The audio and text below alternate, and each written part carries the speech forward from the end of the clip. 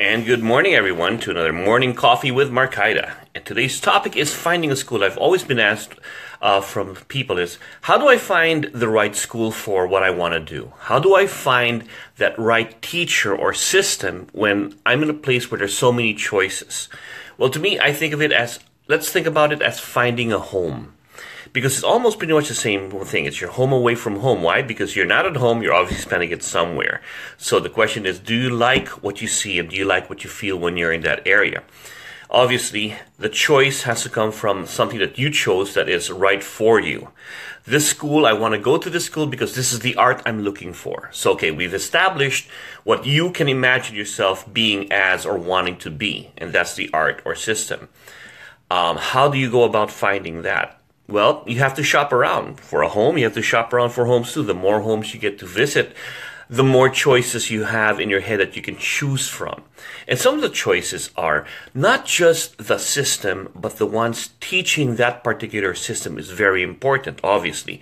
When you go in there, the first thing you want to see are the teachers and how they teach. This is basically the person that's designed your home that you're going to be staying in. His system and how he teaches. Is it a solid system? Does it have a good foundation? And if it's structured the way that I can learn. And that's one of the things you would like to find out about the teacher. But more importantly is look at the students. Because that is the solid foundation. That's what you're going to be. So if you see a teacher, he'd be very good in the art or the skills of fighting, or do whatever it is, something you admire to see. But if you look at the students and you go, wait, there's this disconnection here. Maybe one or two people are good out of 20. Or one or two move like the teacher while the others are not as good. So you have to look at that. Always look at the students because that's who you're going to become. And these two people could possibly just be naturals at it, right? So you want to be able to look at that, the teacher, and then the students, because the students are basically the people you're going to become in skill. Then you also have to focus on the energy of the place. How people treat each other. Is this a place where I would like to bring my kids or my family close to me and have them hang around here? In other words, I may admire the skill. I may like the way the teacher's teaching, and I like the way the teacher's, teaching, and I see the students, they can fight and everything else. I'm talking about martial arts here. But then these guys are very aggressive. These guys think they're the best in the world. These guys just teach me an energy that I'm not comfortable with. Well, that's the house you're going to be living in. So is that what you want to be surrounded? Because trust me, wherever you are, they say birds of a feather flock together.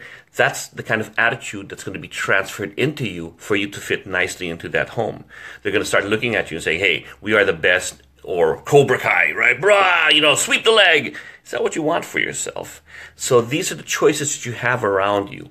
And then once you have all this, walk away from that and say, do I feel good living in this home? Is this thing giving me the satisfaction that I need?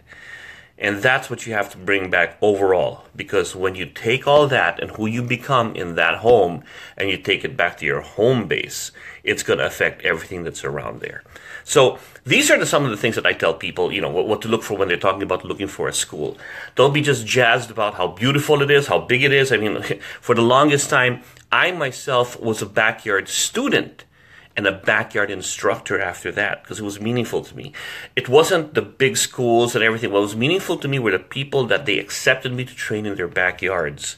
That was cool, that I was part of a family. And then that after this, these people became my friends, my mentors, my teachers, my brothers and sisters. And that's the kind of training I always enjoyed. And from there, I took it back to my own place, and that's how I formed that. So that's a different topic for a different day, which is basically what happens when you can't find the choices that you have. But for this, I hope that you guys enjoy that. These are the things that I look forward to, or I look at, and it's my checklist about finding a school. It's not always about, just the image of I'm going to learn that system. It's also what is it about that place that's going to become my home that wants me to be in there. Doug Marcaida here, Coffee for the Morning. Hope that helps for those of you who've been asking me about how it is that I find a system or place to train with.